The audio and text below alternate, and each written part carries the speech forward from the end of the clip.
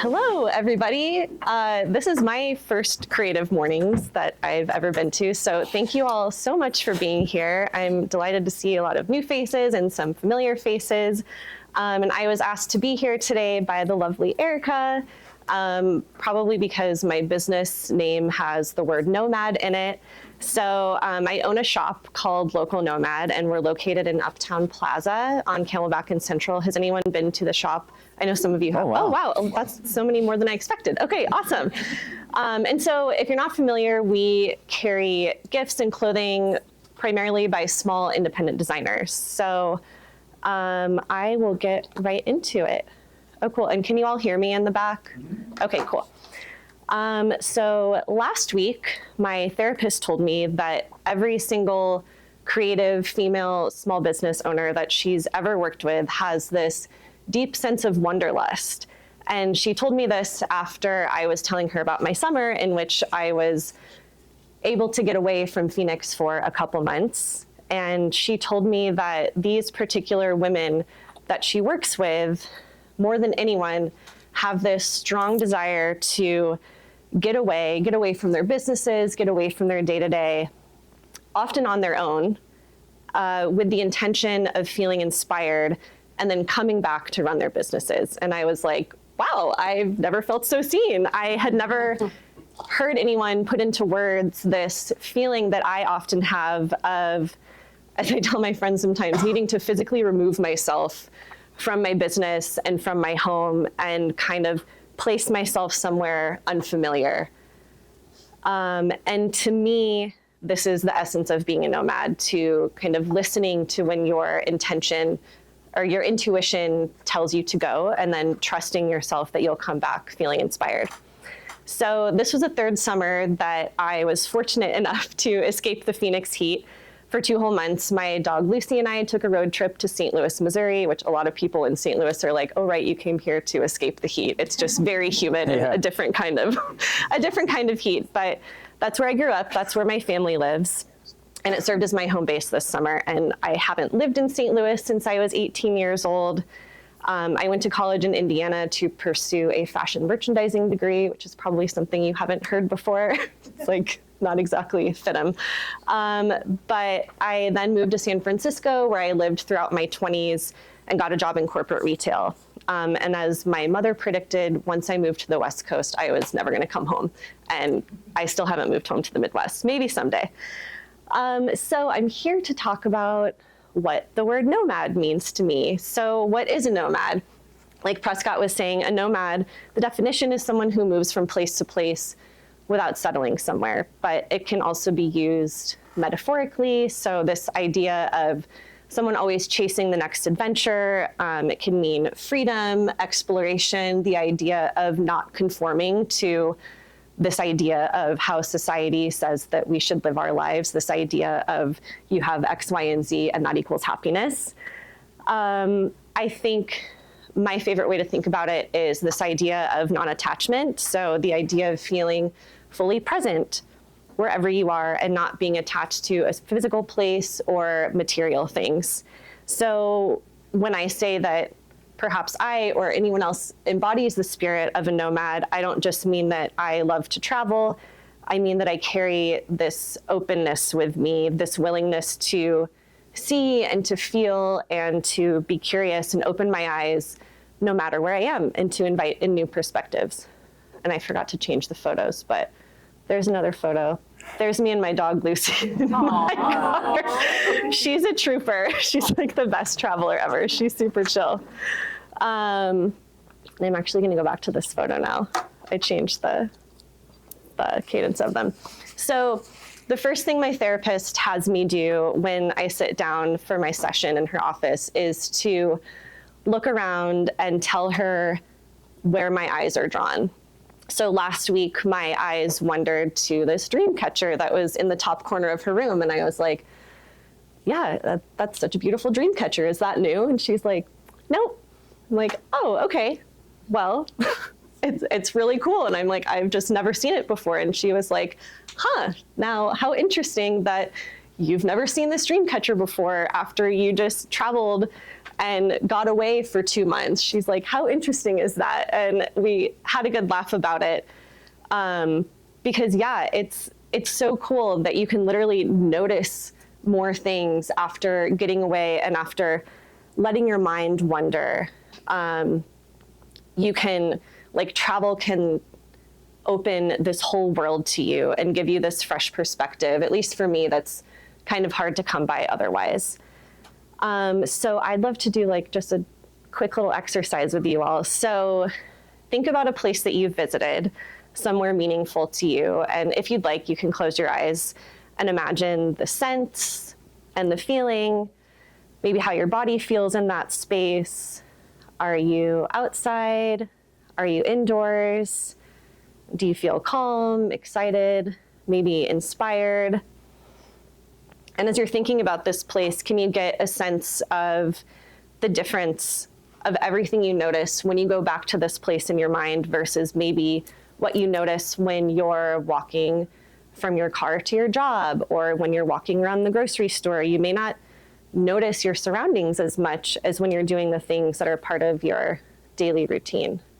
Does anyone want to share where they went to in their mind and why? You don't have to. Anyone? Yeah. I love this because it's like, oh yeah, that's why I have that. Anyway, so last year one of the places I went was Cambodia. Oh, and wow. I was sitting in a cafe. Cool. After being at course in England a lot.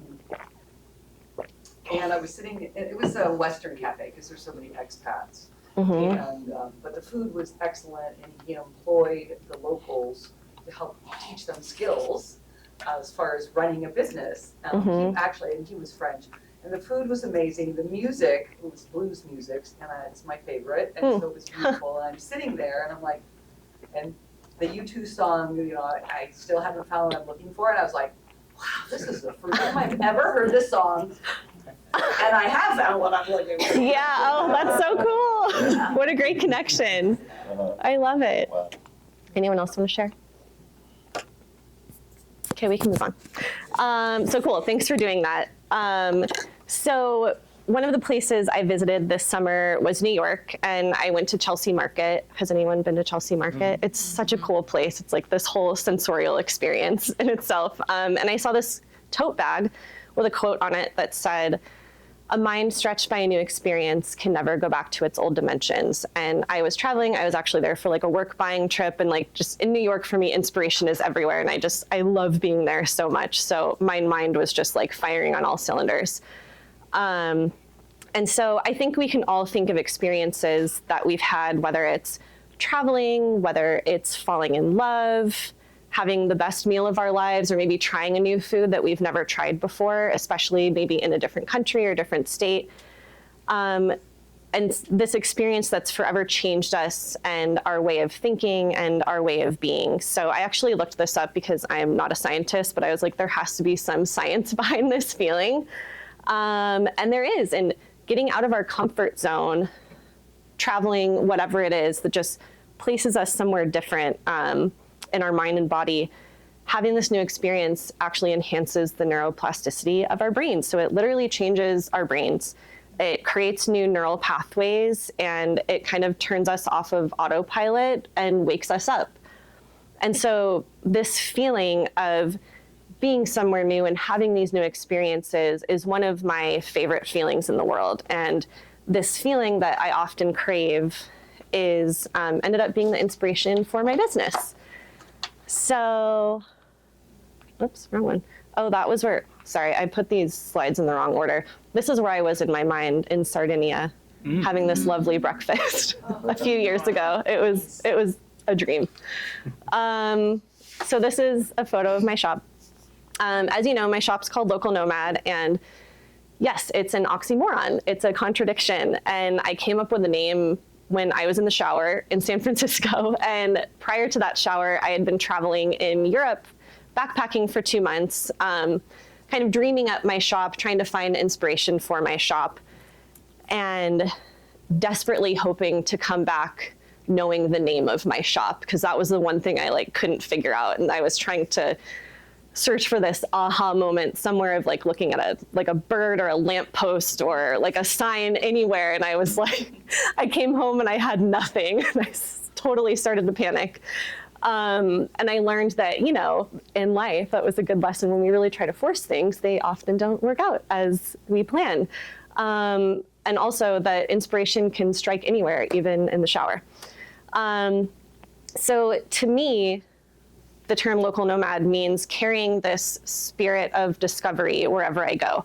So we're a gift shop, as I said, and we work with makers and artists from all over the world, which is now interesting because of tariffs, but that's a whole other talk. And I want people to walk into my shop and feel this sense of discovery, whether they were just in the shop last week or they've never been in before. I want them to feel calm and peaceful and let out this big exhale. And we actually have people come in all the time, which is so cool, and tell me that they feel that way, that they feel like immediately this sense of calm. And I love to hear that because that's intentional. I want people to smell the candles that we're burning or the incense and to hopefully be delighted by the music that we're playing. And I want people to just feel something. It's also important that people feel warm and welcomed and invited in my shop, because though a nomad may crave exploration and freedom and new experiences, at the end of the day, we as humans all also crave community and belonging. And to me, the idea of being a nomad isn't about being a loner. It's about navigating the world, maybe on your own, yet feeling like you can belong anywhere. And as my architects who designed my shop so eloquently wrote, local nomad is a shared connectivity across multiple narratives.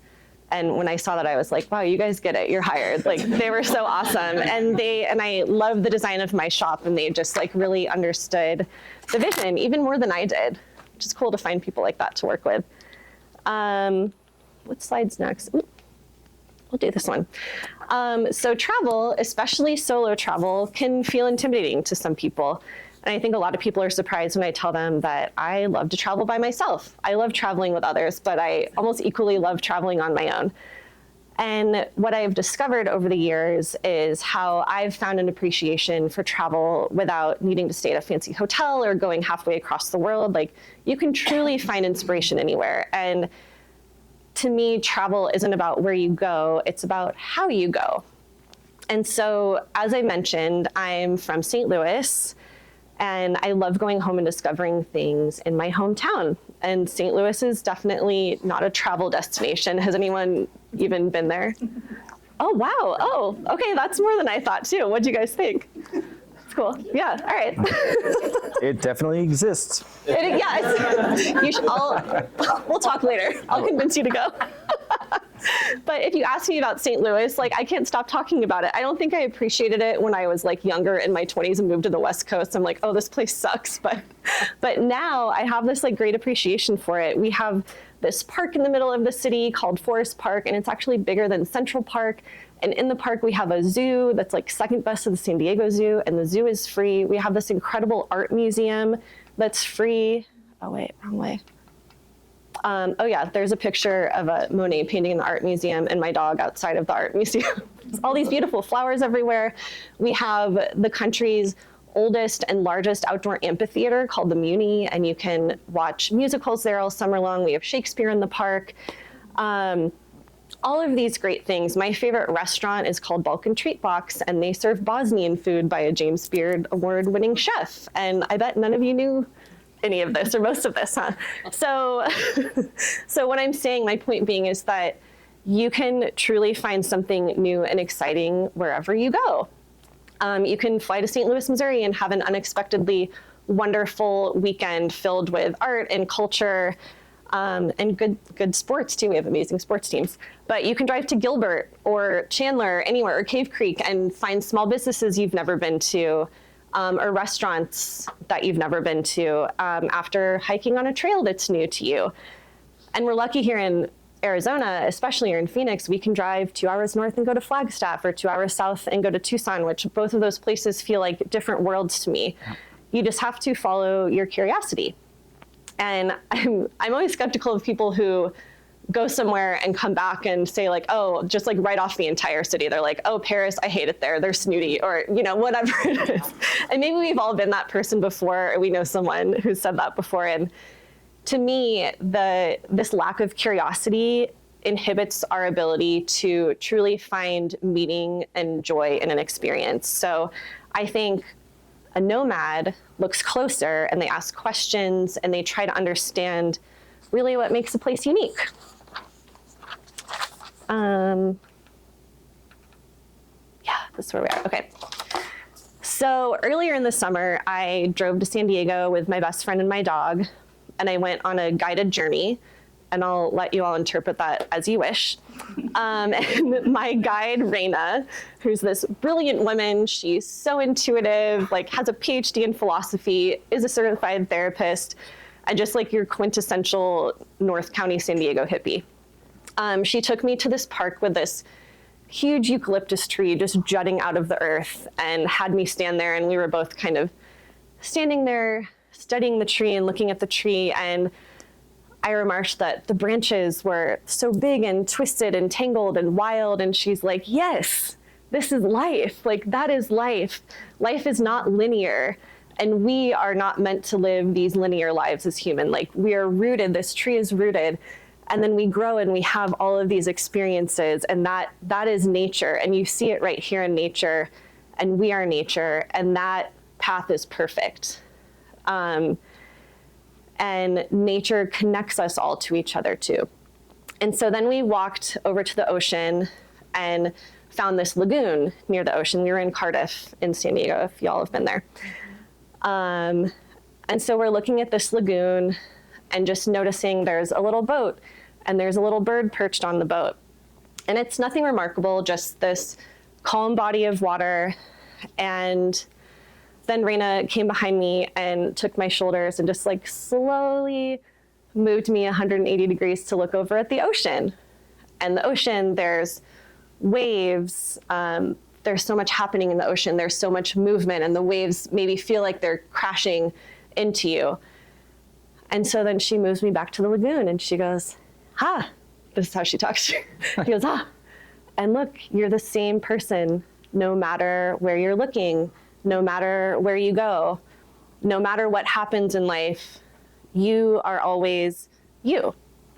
You could be riding the waves, you could be looking at the waves, you could be feeling this calmness in life, you could be in a different country, you could be here or there, but everywhere you go, every experience you have, you're always you." And so I think the idea of being a nomad is so appealing and so fascinating to me, because someone who embodies the spirit of a nomad understands more than anyone that no matter where you are, you're still you. And so maybe we're all local nomads, rooted here, yet open to wonder, and to notice and to belong and to just carry our curiosity wherever we go. And to me, that's what it means to be a nomad. And that's the spirit I'll keep chasing wherever I am. And I hope you might too.